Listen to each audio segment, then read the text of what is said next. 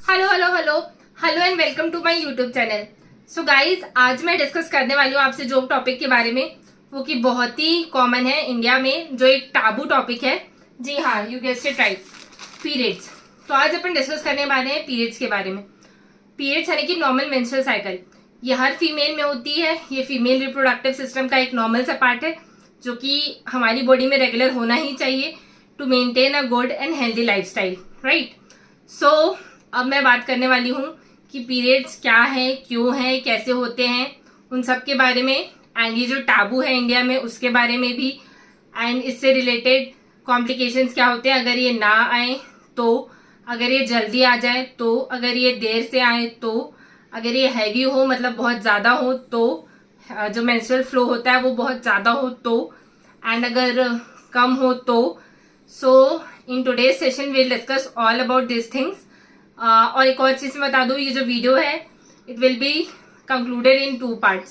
सो आज ये जो वीडियो है मेरा वो इंट्रोडक्शन पार्ट है, like for suppose what is menstrual cycle and societal taboo and little bit of introduction. जो मेन वीडियो रहेगा, सेकेंड वीडियो रहेगा, उसमें हम मेडिकल एस्पेक्ट्स के बारे में बात करेंगे, मेंसेस की, मेंस्ट्रुअल साइकिल की, सारे मेडिकल रिलेटेड टर्म्स की क्या, क्यों, कैसे, complications, preventions, management and all. So इसमें आज अपन जानते हैं कि पीरियड्स कब आते हैं नॉर्मली। अब जब फीमेल अपना प्यूबर्टी हिट करती है, फॉर सपोज जब वो 13 से 16 साल की एज में रहती है, तो मोस्टली इंडियन वुमेन में, इंडियन गर्ल्स में इसे प्यूबर्टल एज कहा जाता है। और पीरियड्स इसी टाइम पे आते हैं मोस्टली, जब गर्ल्स को हम देखते हैं ना 7th 8th 9th क्लास की, फर्स्ट टाइम उन्हें स्कूल में आए रहते हैं पीरियड्स, या फिर कभी कभार ऐसा होता है कि पूरी चादर गंदी हो गई अचानक से, एंड पेरेंट्स ने कुछ, सबसे बड़ी बात होती है मम्मी की, कि मम्मी ने कभी कुछ बताया नहीं कि बेटा कैसे क्या करना होता है। जब फर्स्ट टाइम गर्ल्स आती है कुछ ओपीडी में हमारे पास बता के, एकदम रो रो के कि ये ऐसा क्या है क्या नहीं। So that is the thing. अब हम एक सेकेंड, हाय। हाँ, तो अपन बात करने वाले थे जो जिस चीज पे, वो periods as a taboo in Indian society. तो इंडिया में पीरियड्स एज अ टाबू की तरह देखे जाते हैं आज भी गाइज। मैं रायपुर में रहती हूँ, Tier 2 सिटी है ये, हम काफी एडवांस फैमिली को बिलोंग करते हैं। हमारी सोच मतलब मेरे पेरेंट्स की या मेरी फैमिली की ऐसी नहीं है, बट जहाँ मैं काम करती हूँ, I work in government medical college and hospital Mahasamund. So वहाँ पे जब मैं जाती हूँ तो इट्स वेरी स्मॉल टाउन, ठीक है। वहाँ पे अभी लोग इतने अवेयर नहीं है, इतनी लोगों की मेंटालिटी इतनी वो नहीं हुई है कि लोग इस चीज़ को समझ पाए, इसके बारे में बात कर पाए। मतलब खुल के बात भी नहीं की जाती, एंड बहुत बड़ा टैबू हो जाता है ये गर्ल्स पे। फॉर सपोज मैं आपको ये दिखा रही हूँ, आज मेरे साथ जो इंसिडेंट हुआ, मैंने वही सोचा कि आज वीडियो बनाते हैं इसी टॉपिक पे। तो जब मैं अपना हॉस्पिटल से निकल रही थी, अपना ओपीडी कंप्लीट करके, राउंड कंप्लीट करके, पेशेंट्स वगैरह देख के, तो मैं देखा हॉस्पिटल के बाहर पे ही मेडिकल शॉप्स रहती है। तो मैंने एक लड़की को देखा, वो मुझे बहुत ही कमजोर हालत में दिख रही थी, बहुत वैसा रहा था कि अभी भाई चक्कर आके गिर ना जाए, ठीक है। तो उसके हाथ में एक ब्लैक कलर की पॉलिथीन थी। तो मैंने उसे पूछ लिया कि बेटा कुछ, बाजू में जूस वूस की शॉप थी, कुछ खाना पीना है, चलो खिलाते। मैंने उसे पानी ऑफर किया, तो बोलती, मतलब she doesn't know I was a doctor in their. तो वो बोलती कि नहीं, मुझे कुछ नहीं चाहिए, बस मुझे घर जाना है फटाफट, एंड आप मुझे टच मत करो। तो मैंने बोला बेटा क्या ऐसा हो गया कि मुझे कुछ HIV एड्स तो नहीं है कि तुम मुझे ऐसा बोल रही हो कि टच मत करो। तो वो मुझे बोलती कि नहीं, बहुत धीरे सी वॉइस में, कि मुझे डेज आए हैं।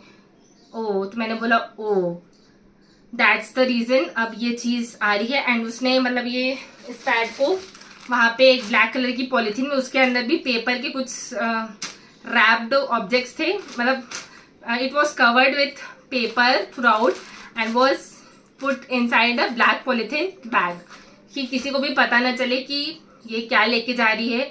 बिकॉज पीरियड्स अगर पैड है, अगर हम मार्केट में ऐसे लेके घूम रहे हैं, तो आज भी सबकी नजरें बिल्कुल ऐसे रहती है जैसे पता नहीं मेरे हाथ में सैनिटरी नैपकिन्स नहीं हो के ड्रग्स है, बीड़ी है, सिगरेट है, या कोई मर्डर करने का सामान है, चाकू छुरी है, ये शराब की बोतल है। लोग शराब की बोतल लेके यूं घूम जाएंगे, लेकिन अगर छोटे से पैड को, जो कि नॉर्मल हमारी फीमेल बॉडी का पार्ट है, जो यूज की चीज है, उससे लोग इतना कवर करके बिल्कुल नई नवी दुल्हन की तरह लेके जाते हैं।